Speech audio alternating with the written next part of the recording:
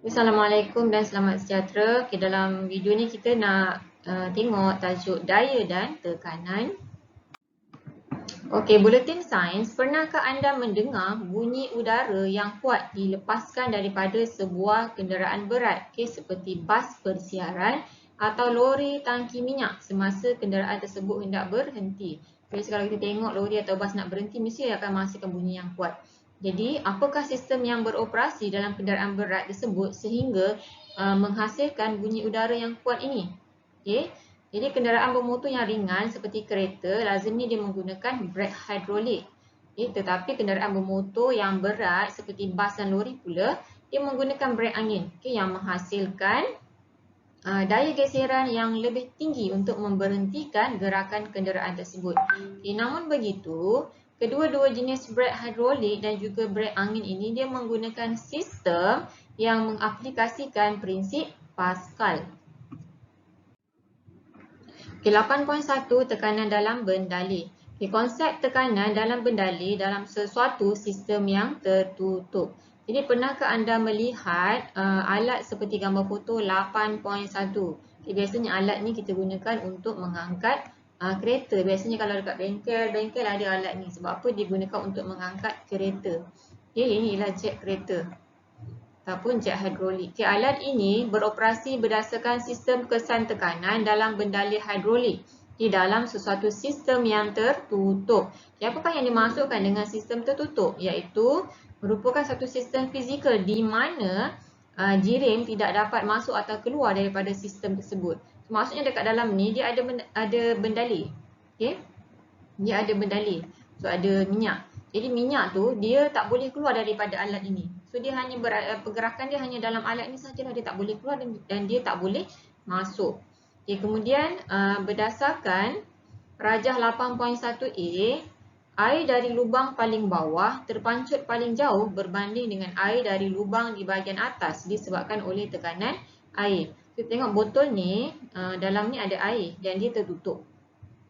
Jadinya kita tahu bahawa air, kalau semakin dalam air tu tekanannya semakin bertambah. Jadi maksudnya yang paling bawah ni tekanannya paling tinggi lah. Jadi sebab tu kat bawah ni airnya terpancut paling jauh berbanding dengan yang di atas. Kemudian jika daya dikenakan ke atas permukaan air dengan memampakkan botol plastik tertutup, air dari setiap lubang akan terpancut lebih jauh, lebih jauh dengan jarak tambahan yang sama. Contohnya kat sinilah. So dipicit. Jadi maksudnya dia kenakan daya. So bila daya dikenakan ke atas permukaan air ni dengan dipicitkan, dia akan menyebabkan air daripada setiap lubang ni dia akan terpancut lebih jauh. Tetapi dia punya tambahan jarak pancut dia tu sama je. Sama ada yang di atas ke yang di bawah ke, sama ada yang tekanan tinggi ke tekanan rendah ke, dia punya pancutan air tu, jarak pancutan air tambahan tu dia sama sahaja. Sebab apa? Sebabnya penyebaran tekanan pada air dalam botol plastik bertutup tu adalah seragam. Seragam. So, sepanjang dalam semua dalam bendalih kat dalam botol ni, dia punya penyebaran tekanan dia adalah seragam di semua arah. Di semua arah penyebaran tekanan dia adalah seragam. Jadi sebab itu bila daya dikenakan, so daya itu menghasilkan tekanan dan tekanan itu dia punya penyebaran dia seragam di semua arah. Dalam air dalam air di dalam botol yang bertutup ini. Jadi sebab itu dia punya jarak air tu terpancut dia punya tambahan itu sama sahaja di atas dan juga di bawah.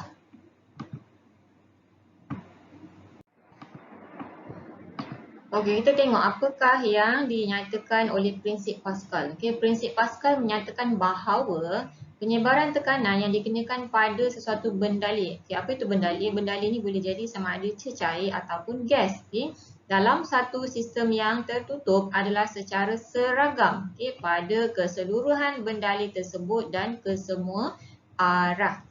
Kemudian prinsip Pascal lazimnya diaplikasikan dalam kehidupan harian seperti dalam operasi sistem hidrolik.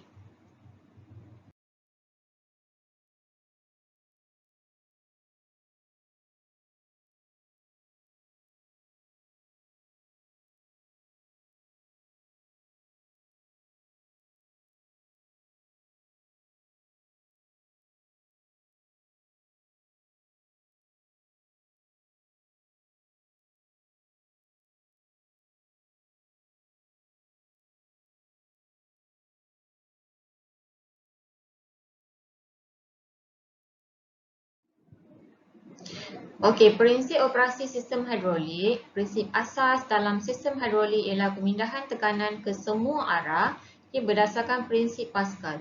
Sistem hidrolik digunakan untuk membuat kerja berat seperti menghasilkan daya output yang besar untuk mengangkat beban yang berat. Contohnya tadi nak mengangkat kereta yang besar tu.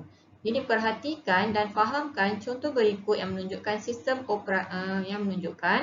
operasi sistem hidrolik. Sistem hidrolik ini terdiri daripada dua silinder beromboh dengan luas permukaan yang berlainan. Kita tengok kat sini, omboh kecil, so luas permukaan dia lebih kecil. Yang ni omboh besar, luas permukaannya lebih besar. Jadi luas permukaannya berbeza. Bendali yang lazim digunakan adalah air atau minyak. Jadi air atau minyak digunakan kerana dia tidak mempunyai bentuk yang tetap dan dia tidak boleh dimanfaatkan. Sebab apa? Sebab jarak-jarak di antara zarah tu dia tidak begitu jauh. So kalau gas boleh dimanfaatkan. Sebab apa? Sebab jarak-jarak di antara zarah-zarah gas tu jauh. Jadi menyebabkan gas boleh dimanfaatkan. Tapi kalau air atau minyak ni, dia tidak boleh dimanfaatkan. Okey, jadi kalau kita tengok pada gambar rajah ini, so dia tekan omboh kecil ni. Jadi bila dia tekan, maksudnya dia mengenakan daya lah. Jadi daya input, dipanggil daya input, dikenakan ke atas omboh kecil, so dia akan menghasilkan tekanan. Dan tekanan yang terhasil itu, dia akan dipindahkan secara seragam melalui bendali pergi ke omboh besar dan dia menghasilkan satu daya output yang besar pada omboh besar ni sehingga dia boleh mengangkat beban yang berat. Okay, jadi itu ialah cara operasi sistem hidrolik.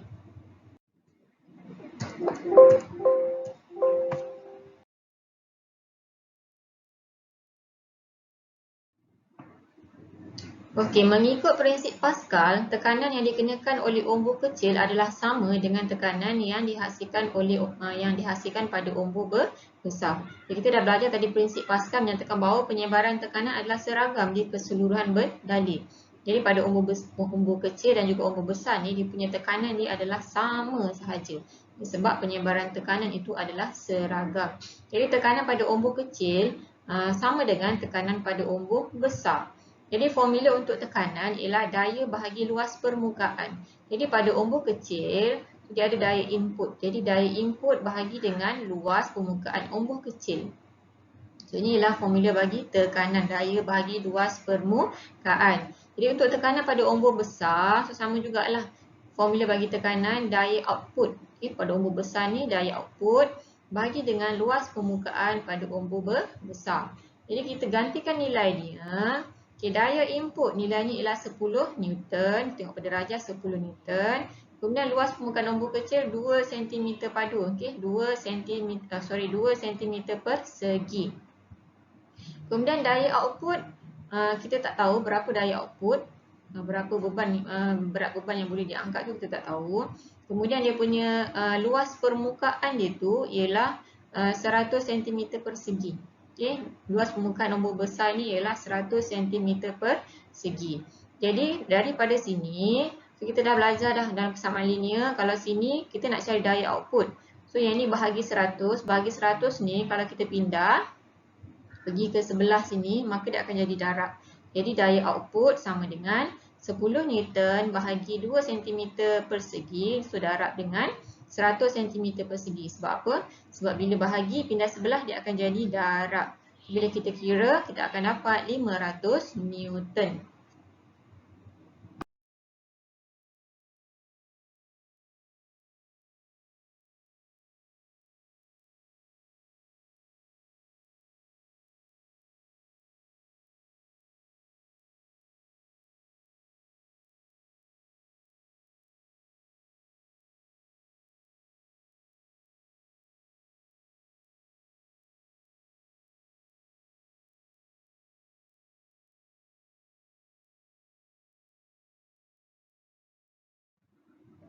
Okey, eksperimen 8.1 dalam buku SPS, kesan pemindahan tekanan oleh cecair, prinsip Pascal.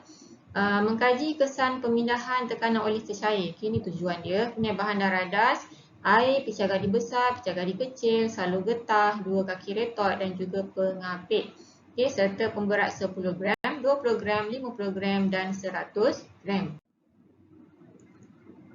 Okey, dia punya prosedur yang pertama ialah sediakan susunan radar seperti yang ditunjukkan dalam rajah di atas. Okay, ada picagari kecil, ini umbu kecil, ada picagari besar, umbu besar, kemudian ada pengapit untuk kita pegang picagari ni tadi pada kaki retot, dan juga ada salur getah, okay, untuk menyambungkan umbu kecil dan juga umbu besar. Okey, langkah yang seterusnya ialah letakkan pemberat 50 gram di atas umbu kecil. So, bila diletakkan pemberat ni, nanti umbu kecil ni dia akan turun ke bawah. Dia akan tolak ke bawah.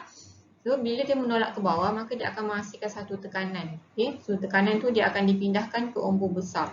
Jadi, menyebabkan umbu besar ni akan tertolak ke atas. Jadi, aras air dekat picagari kecil ni dia akan turun ke bawah. So, aras air dekat picagari besar ni akan naik ke atas. Sebab umbu dia ni pun akan tertolak ke atas. Dan kemudian letakkan pemberat-pemberat di atas umbu besar sehingga kedua-dua umbu berada pada aras yang sama. Sebab bila kita dah letak pemberat tadi pada umbu kecil, so yang umbu besar ni dia akan tertolak ke atas dan aras air ni pun dia akan jadi lebih tinggi daripada yang dekat sini, pada umbu kecil. Jadi kita letakkan pemberat pada umbu besar ni tadi sehinggalah paras air dalam ni jadi sama. Okay? Sehingga dia punya kedua-dua umbu ni tadi, umbu besar dan umbu kecil ni tadi, dia berada pada aras yang sama. Okay? Kemudian rekodkan jumlah jisim pemberat yang diletakkan di atas umbu besar dan ulang langkah 2 hingga 4 dengan menggunakan pemberat 100 gram, 150 gram dan 200 gram di atas umbu kecil. Apakah yang akan berlaku sekiranya cikgu letak pemberat di umbu yang kecil? So boleh lihat dekat sini, ada dua umbu, satu umbu yang kecil, satu lagi adalah umbu yang besar.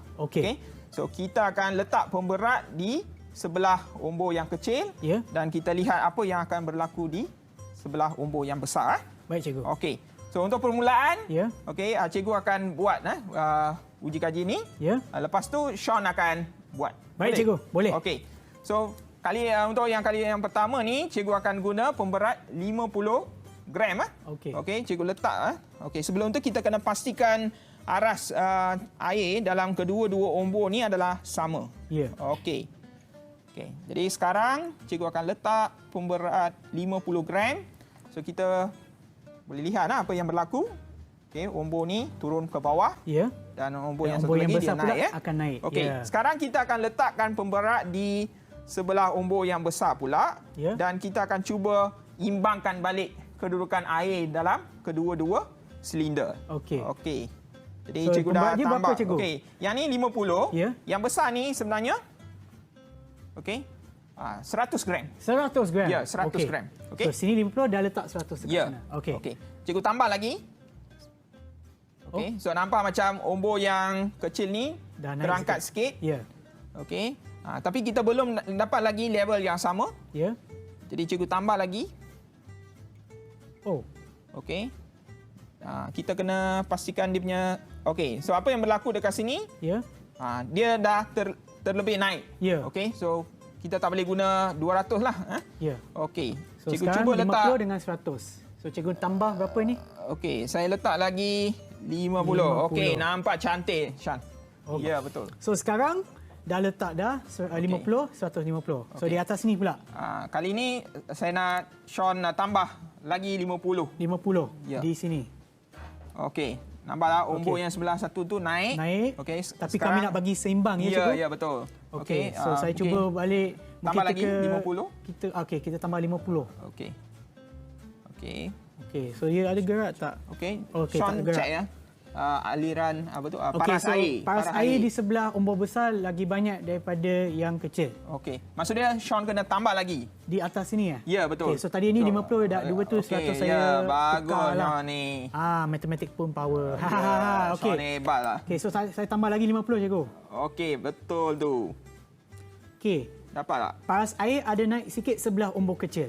Bagus. So, tapi saya nampak macam dia belum lagi sama level. Ya, betul. So saya tambah lagi cikgu. Nampak ya. Kadang-kadang dia Sekat sikit Ya. Okey, kita cuba push sikit. Okey. Kalau dia tak simbang nanti dia akan berubah balik. So kalau tak silap saya, kalau ikut mata 4 saya ni, okey nampaklah dia lebih kurang sama cikgu. Betul ke cikgu? Ya. Dah okey.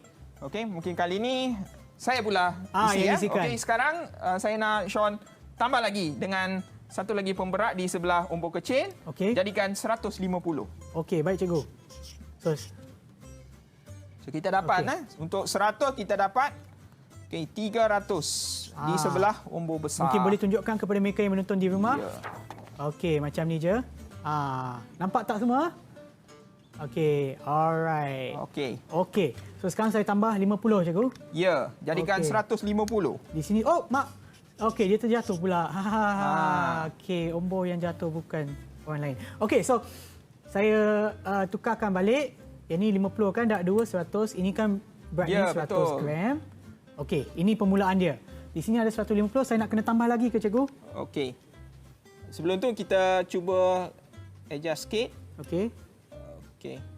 Okey, dia masih jatuh kan? So saya belum tambah lagi cikgu. Saya cubalah terus. Ya, betul. Letak di sini. 400. Okey. Kita check dulu. Okey. Tapi sebelum Sean okey. Dia masih berat, so saya kena tambah lagi 50 lah cikgu. Kita cuba-cuba lah. Ya. Okey. Dia dah mula naik dah sebelah kiri kan? Okey, so nampaknya macam seimbang kan cikgu? Ya, betul. Okey. So di sebelah ombor kecil adalah 150, di ombor besar tu 1 2 3 4 darab 100 400 tambah 50 450. Okey. Betul, Sean. Okey. Okey. Cikgu pegang lama sikit kita bagi penonton di rumah untuk tengok dengan jelas. Okey, nampak tak? Okey, nampak. Okey, ini keputusan daripada eksperimen. Jika jisim pemberat di atas ombor kecil 50, maka jisim pemberat di atas ombor besar 100. Jika jisim pemberat di atas ombor kecil 100, jisim pemberat di atas ombor besar 200 dan begitulah seterusnya. Okey, nyatakan satu inference yang dapat dibuat berdasarkan pemerhatian anda. Okay, biasa kalau kita nak buat inference ni, kita kena kaitkan dengan pembeli ubah bergerak balas yang tak nampak, iaitu tekanan. Okay. Jadinya, tekanan dipindahkan ke seluruh cecair dalam semua arah secara seragam. Okay, yang kedua, nyatakan hubungan antara jisim pemberat pada ombor kecil dengan jisim pemberat pada ombor besar. So, ini kita boleh rujuk pada jadual lah. Tengok dekat jadual, jisim pemberat pada ombor kecil tu bertambah ke berkurang? Dan jisim pemberat pada ombor yang besar tu bertambah ke berkurang?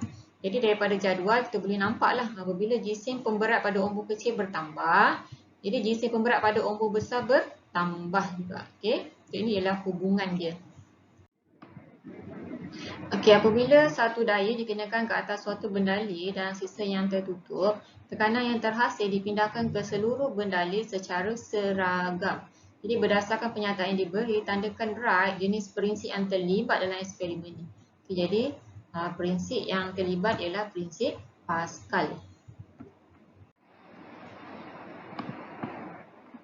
Okey, soalan nombor 4. Nyatakan definisi secara operasi bagi prinsip Pascal. Kalau jawapan ini, prinsip Pascal ialah prinsip yang menyebabkan pemindahan tekanan melalui air dari ombor kecil ke ombor besar. Kita tak nak pakai jawapan ini sebabnya dia menggunakan pembeli ubah bergerak balas yang tak nampak tekanan ni. Kita tak boleh guna yang ini. So untuk definisi secara operasi, kita kena guna pembeli ubah bergerak balas yang nampak, iaitu jisim pemberat di atas ombor besar ni. So yang ini pembeli ubah bergerak balas yang nampak yang boleh diukur. So, kena ingat definisi secara operasi tak boleh guna pembeli ubah bergerak balas yang tak nampak. So ini kita potong dan kita gantikan dengan prinsip Pascal ialah prinsip yang menyebabkan jisim yang lebih berat boleh diangkat pada ombor besar. So kita kena kaitkan dengan yang inilah pembeli ubah bergerak balas ni. Okey, dan ayatnya kita kena mula dengan prinsip Pascal. Sebab selepas perkataan bagi ni dia prinsip Pascal. Dia nak definisi operasi bagi prinsip Pascal. Maka kita kena mulakan ayat dengan prinsip Pascal. Kita tak boleh mulakan ayat dengan perkataan lain, tapi kena mulakan dengan prinsip Pascal. Prinsip Pascal ialah prinsip yang menyebabkan jisim yang lebih berat boleh diangkat pada ombor besar. Kemudian kita kena sambungkan dengan situasi. Okay, apabila jisim lebih kecil diletakkan pada ombor kecil. Okay. Kemudian nombor 5, tandakan peraih aplikasi prinsip Pascal dalam kehidupan harian. Yang pertama jet kereta, yang kedua jentolak dan yang ketiga lori pengangkut sampah. Okay, nombor 6, umbuh X dan Y. Umbuh X dan Y masing-masing mempunyai luas permukaan 0.01 dan 2.5 meter persegi. So, hitung berat beban yang dapat dinaikkan oleh umbuh Y jika daya yang dikenakan pada umbuh X ialah 30 Newton. Dengan daya 30 Newton, berapa berat beban yang dapat dinaikkan pada umbuh Y ni tadi. Jangan dengan menggunakan formula yang inilah, tekanan pada umbuh besar sama dengan tekanan pada umbuh kecil. Jadi kita hanya gantikan nilai sahaja. Okay, F1 tak ada nilai dekat sini. A1 2.5, F2 30 Newton, A2 0.01 meter persegi. Jadi kita gantikan nilai. Kemudian kita nak cari F ni, berat beban yang dapat dinaikkan. F1 ni kita nak cari berapa berat beban. So menggunakan inilah persamaan linear. So yang ni bahagi 2.5. Kita pindah sebelah, dia akan jadi darab lah. Bahagi, pindah sebelah kanan akan jadi darab. So, kita dapat F1 sama dengan 30 darab 2.5 bahagi dengan 0.01. Maka kita akan dapat jawapannya 7,500 Newton. Okey, nombor 7, nyatakan aplikasi prinsip Pascal dalam pembuatan peralatan untuk kegunaan harian. Okey, yang pertama ialah jet hidrolik, penekan hidrolik dan juga brake hidrolik. Jadi kesimpulan, apabila daya dikenakan pada umbuh kecil, tekanan yang terhasil dalam bendali akan dipindahkan dengan nilai yang sama, secara seragam ke umbuh besar. Jadi tekanan pada umbuh kecil sama dengan tekanan pada umbuh besar.